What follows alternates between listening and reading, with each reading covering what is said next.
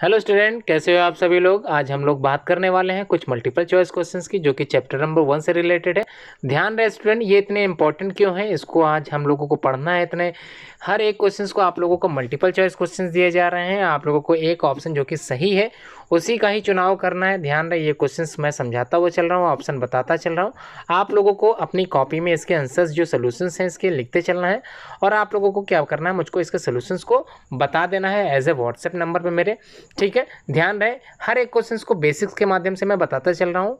आप लोग सुनते चलें, समझते चलें और इस वीडियो को आगे भी शेयर और इस चैनल को सब्सक्राइब जरूर कर लें। तो क्वेश्चन क्या पूछा गया है समझ लेते हैं। The first question says that the smallest unit of every organism is. यहाँ पर बात की जा रही है हर एक ऑर्गेनिज्म की एक स्मॉलेस्ट यूनिट की। तो जो ऑर्गेनिज्म होता है वो किससे मिलकर बना होता है, कौन सी चीज़ को हम लोग यहाँ स्मॉलेस्ट यूनिट के नाम से जानते हैं। ऑप्शन ए है जिसमें बताया गया है सेल, क्या ये सेल हो सकता है। बी है न्यूक्लियस, सी है tissue and the last one is mitochondria. तो चारों में से आपके अकॉर्डिंग इसमें से कौन सा the smallest unit of every organism is, कौन सा आंसर सही होगा। नेक्स्ट क्वेश्चन नंबर 2 पे देखते हैं। क्वेश्चन नंबर 2 में बोला गया है the cell wall in a plant cell is made up of. मतलब जो सेल वॉल होती है किसी प्लांट सेल में वो किस चीज़ की बनी होती है, मतलब बताना है आपको कंपाउंड ऑफ किस चीज़ की वो बनी होती है। क्या चीज़ बताना है। प्लांट जो आप लोगों ने देखा होगा उसके जो सेल्स होते हैं उस सेल्स की जो आउटर लेयर होती है जिसको हम लोग बोलते हैं सेल वॉल, वो सेल वॉल बनी किसकी होती है, किस सब्सटेंस की बनी होती है। क्या वो स्टार्च की बनी होगी, क्या वो ग्लाइकोजन की बनी होगी, क्या वो प्रोटीन की बनी होगी, या फिर क्या वो सेलुलोज की बनी होगी। तो समझ में आ गई बात, क्वेश्चन क्या पूछा है, क्लियर हो गया। बात करते हैं क्वेश्चन नंबर 3 की। The carrier of the genetic character are the. तो जेनेटिक कैरेक्टर मतलब हम लोग जानते हैं कि कई तरह के जो कैरेक्टरिस्टिक्स फीचर होते हैं वो हमारी जो पूर्वज होते हैं उनसे हमारे तक पहुंच पाते हैं। तो ये पहुंचाने वाले कार्यकर्ता कौन है, क्या ये डीएनए करेगा, क्या ये क्रोमोसोम करेंगे, क्या ये राइबोसोम करेंगे, क्या ये आरएनए करेंगे। तो चारों में से कौन सा ऑप्शन बेटर होगा। डीएनए आप लोग जानते हैं डीऑक्सी राइबोन्यूक्लिक एसिड आप लोगों ने पढ़ा था। क्रोमोसोम आप लोग जानते हैं कहाँ पाया जाता है, राइबोसोम या फिर आरएनए राइबोन्यूक्लिक एसिड, ये सही होगा। नेक्स्ट क्वेश्चन नंबर 4 में पूछा गया प्लास्टिड जो होते हैं, प्लास्टिड नॉर्मली आप लोग समझ रहे होंगे प्लास्टिड्स होते क्या हैं। तो डिफरेंट टाइप के प्लास्टिड्स होते हैं, प्लांट्स में पाए जाते हैं। ये होते कैसे हैं आप लोगों को बताना है, कितने प्रकार के होते हैं, क्या ल्यूकोप्लास्ट, क्रोमोप्लास्ट, क्लोरोप्लास्ट या ऑल ऑफ दिस में कौन सा आंसर सही होगा। तो क्वेश्चन आप लोगों को समझ में आ गया। प्लास्टिक बेसिकली पाए जाते हैं प्लांट सेल में, तो ये प्लांट सेल के ही कैरेक्टरिस्टिक फीचर्स के अंतर्गत आते हैं। तो प्लास्टिक होते कितने प्रकार के हैं तो आप लोगों को बताना है तीनों ऑप्शन में से, चारों ऑप्शन में से कौन सा राइट ऑप्शन होगा। नेक्स्ट क्वेश्चन नंबर 5 में पूछा गया number of chromosomes in the normal human being. तो ह्यूमन बीइंग मतलब हम लोग की बात हो रही है, तो ह्यूमन बीइंग में बेसिकली कितने नंबर ऑफ क्रोमोसोम्स पाए जाते हैं। तो आप लोग याद किए होंगे कि नंबर ऑफ क्रोमोसोम हमारे सेल्स में जो पाए जाते हैं क्या वो 46 होंगे, 45 होंगे, 50 होंगे या फिर 36। तो इनमें से number of chromosome in human being आप लोगों को बताना है, आंसर कॉपी में लिखते चलें और लास्ट में सेंड करना है आपको। क्वेश्चन नंबर 6 में पूछा गया the functions of the ribosome is.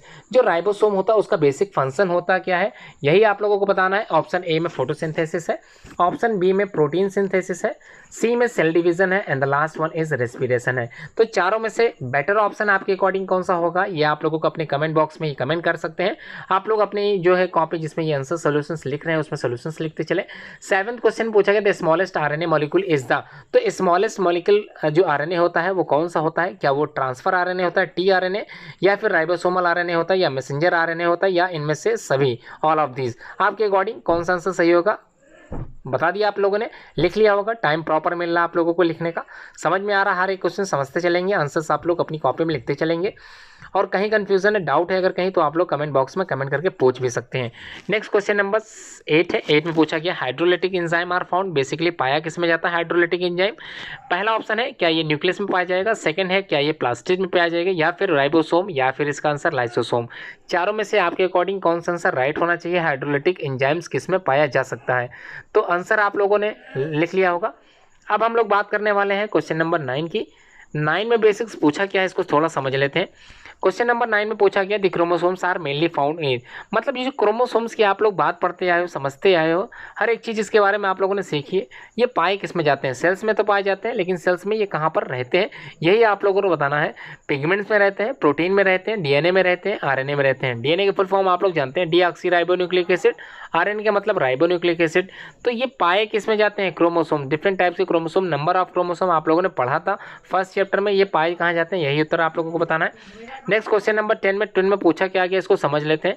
Tonoplast the outer covering of, ये जो टोनोप्लास्ट होता है ये आउटर कवरिंग होता है किस चीज़ की, क्या ये न्यूक्लियस की आउटर कवरिंग है या फिर वैक्यूल की आउटर कवरिंग है या फिर ये माइटोकॉन्ड्रिया के बाहरी आवरण में पाया जाता है या फिर साइटोप्लाज्म में बाहर की तरफ ये पाया जाता है। तो 10वें में क्वेश्चन आप लोगों को क्लियर समझ में आ गया। बात करते हैं क्वेश्चन नंबर 11 की। 11 में पूछा गया one of the following is not found in the animal cell, मतलब इन चारों में से कोई एक चीज़ एनिमल सेल में पाई नहीं जाती होगी। तो आप लोगों ने फर्स्ट चैप्टर में इतना कुछ पढ़ लिया तो आप लोग बताने में सक्षम होंगे कि प्लांट सेल और एनिमल सेल में कौन से डिफ्रेंशिएट थे। तो ये ऑप्शन में 4 ऑप्शन है, आप लोगों को बताना कि इसमें से कौन सा ऑप्शन एनिमल सेल के लिए बिल्कुल भी इंक्लूड नहीं करता। पहला ऑप्शन है ए है सेल वॉल, क्या सेल वॉल एनिमल सेल में नहीं पाया जाता, ये सही होगा, या फिर प्रोटोप्लाज्म नहीं पाया जाता, या फिर प्लाज्मा मेम्ब्रेन, या फिर क्रोमोसोम। तो इन चारों में से बेटर ऑप्शन आपके अकॉर्डिंग कौन सा होगा, जो चीज़ एनिमल सेल में नहीं पाई जाती। अब हम लोग बात करने वाले हैं क्वेश्चन नंबर 12 की। 12 में पूछा क्या कि इसको थोड़ा समझ लेते हैं।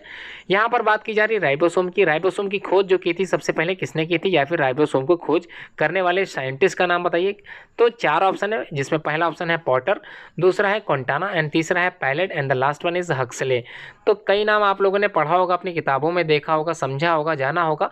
तो राइबोसोम के बारे में बात हो रही है, तो राइबोसोम की खोज करने वाले जो बायोलॉजिस्ट थे वो कौन थे, उनका नाम आप लोगों को अपनी कॉपी में लिखना है। 13th वाला क्वेश्चन पूछ रहा था सेल मेम्ब्रेन, जो सेल मेम्ब्रेन होती है वो क्या होती है, उसको हम लोग और किस नाम से जानते हैं, यही पूछा गया है। क्या वो सेल मेम्ब्रेन को हम लोग इम्परमीएबल मेम्ब्रेन भी बोलते हैं, बी ऑप्शन है रेयरली परमिएबल मेम्ब्रेन, या फिर सेलेक्टिवली परमिएबल मेम्ब्रेन, या फिर परमिएबल मेम्ब्रेन। तो चारों में से बेटर ऑप्शन आपके अकॉर्डिंग कौन सा हो सकता है। क्वेश्चन नंबर 14 में क्या पूछा गया, इसको थोड़ा देख लेते हैं। Prokaryotic cell is basically found in, ये जो प्रोकैरियोटिक सेल होते हैं ये कहाँ पाए जाते हैं, क्या ये ब्लू ग्रीन एल्गी में पाए जाते हैं, क्या ये फंगी में पाए जाते हैं, क्या ये बैक्टीरिया में पाए जाते हैं, या फिर बैक्टीरिया के साथ साथ ये ब्लू ग्रीन एल्गी दोनों में ही पाए जाते हैं। तो बात क्या हो रही है, प्रोकैरियोटिक सेल। प्रोकैरियोटिक मतलब ऐसे सेल जो सबसे प्रिमिटिव नेचर के थे, बहुत पुराने थे। ये पाए किस में जाते हैं, 4 ऑप्शन आपकी स्क्रीन पर दिखाई दे रहे होंगे, आप लोग को चारों में से बेटर ऑप्शन कौन सा है वो बताना है। अब हम लोग बात करते हैं क्वेश्चन नंबर 15 की। तो बेसिकली 15 में पूछा क्या कि इसको थोड़ा समझ लेते हैं। One of the following is a physical basis of life, ठीक है, फिजिकल बेसिस ऑफ लाइफ, इनमें से कौन सी चीज़ फिजिकल बेसिस से जुड़ी है, मतलब हमारी जो नींव बनी है जिससे हम लोग की शुरुआत हुई है वो क्या चीज़ है। पहला ऑप्शन है प्रोटोप्लाज्म, सेकंड है सेल ऑर्गेनेल्स, तीसरा है matrix and the last one is nucleus. तो चारों में से आपके अकॉर्डिंग कौन सा राइट आंसर होगा इस क्वेश्चन के अकॉर्डिंग क्या क्वेश्चन पूछ रहा है, one of the following is the physical basis of life. तो इन चारों में से कौन सा आंसर राइट होने वाला है। तो आप लोगों ने अपनी कॉपी में लिख लिया। क्वेश्चन नंबर 16 में पूछा गया the formation of RNA and DNA is called. तो आरएनए का जो फॉर्मेशन होता है और डीएनए का जो फॉर्मेशन होता है उसको कहते क्या है। तो ध्यान रखें, क्वेश्चन थोड़ा सा समझ लेते हैं। फॉर्मेशन किस चीज़ का है, आरएनए का, कहाँ से है, डीएनए से, मतलब आरएनए का बनना कहाँ से, डीएनए से बनना। तो आरएनए का डीएनए से बनना ये कहलाता क्या, ठीक, क्या ये ट्रांसलेशन कहलाएगा, क्या ये रेप्लिकेशन कहलाएगा, क्या ये रिवर्स ट्रांसक्रिप्शन कहलाएगा, या फिर ट्रांसक्रिप्शन कहलाएगा। तो आपके अकॉर्डिंग इन चारों में से कौन सा बेटर ऑप्शन है, आप लोगों ने अपनी कॉपी में लिख लिया होगा। अब हम लोग बात करने वाले हैं क्वेश्चन नंबर 17 की। 17 में पूछा गया डीएनए इज बेसिकली फाउंड इन, तो डीएनए मतलब डीऑक्सीराइबोन्यूक्लिक एसिड की बात हो रही है। ये पाया कहाँ जाता है, क्या ये क्लोरोप्लास्ट में होगा, माइटोकॉन्ड्रिया में होगा, न्यूक्लियस में होगा, या इनमें से सभी ऑप्शन आपके अकॉर्डिंग सही होना चाहिए। तो क्या लगता है इसका आंसर सही क्या होगा, आप लोग अपनी कॉपी में लिख चुके होंगे। क्वेश्चन नंबर 18 में पूछा गया nucleus was basically discovered by, ये जो न्यूक्लियस है इसकी खोज की थी, किसने की थी, न्यूक्लियस की खोज आप लोग जानते ही हैं, आप लोगों ने पढ़ा भी होगा। न्यूक्लियस मतलब जो केंद्रक होता है उसकी खोज करने वाले जो बायोलॉजिस्ट हैं उनका नाम आप लोगों को बताना है। पहला ऑप्शन है क्या ये वो रॉबर्ट ब्राउन है, बी ऑप्शन है सिंगर है, सी ऑप्शन आल्टमैन है, and the last one is Muller. तो चारों में से बेटर ऑप्शन आपके अकॉर्डिंग न्यूक्लियस से कौन सा होगा। 19th में पूछा गया it is not found in DNA, तो डीएनए में क्या नहीं पाया जाता है। 4 ऑप्शन है आपकी स्क्रीन पे, साइटोसिन है, एडेनिन है, यूरेसिल है, and the last one is guanine. तो चारों में से कौन सा डीएनए का भाग नहीं है, या फिर ये कह लें कि डीएनए उससे मिलकर बना नहीं है। तो आप लोगों ने पढ़ा होगा differentiate between DNA and RNA, मतलब जो चीज़ यहाँ नहीं पाई जा रही है वो बेसिक पक्का पाई जाती होगी आरएनए में, ठीक है। तो कह सकते हैं कि आरएनए का एक पार्ट है या आरएनए में पाया जाता है। तो पढ़ा होगा आंसर आप लोग लिख सकते हैं। हैं। नेक्स्ट क्वेश्चन नंबर 20 है the power house of the cell. जो power house of the cell है उसको हम लोग किस नाम से जानते हैं? क्या वो न्यूक्लियस कहलाता है, क्या वो न्यूक्लियोलस कहलाता है, क्या वो प्लास्टिड कहलाता है, या फिर माइटोकॉन्ड्रिया? चारों में से किसको हम लोग power house of the cell के नाम से जानते हैं, ये आप लोगों को बताना है। क्वेश्चन नंबर 21 में पूछा गया plasma membrane is basically made up of, किस चीज़ की बनी होती है? क्या ये लिपिड की बनी होती है, क्या ये प्रोटीन की बनी होती है, क्या सेलुलोज की होती है, या फिर प्रोटीन एंड लिपिड्स बोथ्स? तो क्या आंसर आपको सही लगता है? लास्ट 2 क्वेश्चन से इसको थोड़ा सा समझ लेते हैं, उसके बाद आप लोगों को स्क्रीन शेयर आपको क्या करना है, अपनी जो आप लोगों ने सोल्यूशंस लिखा उसकी फ़ोटो आप लोगों को व्हाट्सएप कर देनी है। क्वेश्चन नंबर 22 में समझ लेते हैं क्या पूछा गया। दिस सुसाइडल बैग इज, मतलब जो सुसाइडल बैग होता है उसको हम लोग किस नाम से जानते हैं? तो सेल्स में एक ऑर्गेनेल पाया जाता है जिसको हम लोग कंसिडर करते हैं एज ए सुसाइडल बैग। ठीक है, समझ में आ गई क्या पूछा जा रहा? क्या वो राइबोसोम होगा, क्या लाइसोसोम होगा, क्लोरोप्लास्ट, या फिर माइटोकॉन्ड्रिया? आपके अकॉर्डिंग चारों में से कौन सा बेटर ऑप्शन है सुसाइडल बैग के लिए? तो समझ में आ गया। लास्ट क्वेश्चन पूछा गया 23 वाला, this cell was basically discovered by.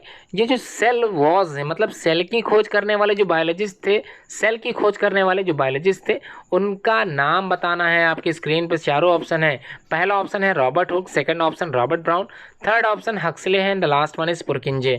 तो चारों में से आपको क्या लगता है कि ये जो सेल है, ये जो कोशिका है, इसकी खोज करने वाले जो बायोलॉजिस्ट थे तो कौन थे? क्या वो रॉबर्ट हुक थे, क्या वो रॉबर्ट ब्राउन थे, क्या वो हक्सले थे, या फिर पुरकिंजे थे?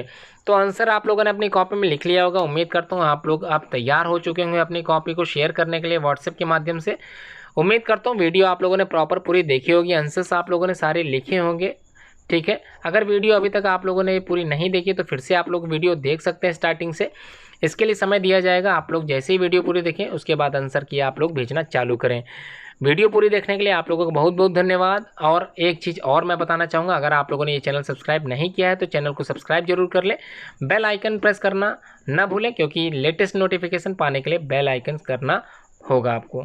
ठीक है, समझ में आ गई पूरी वीडियो?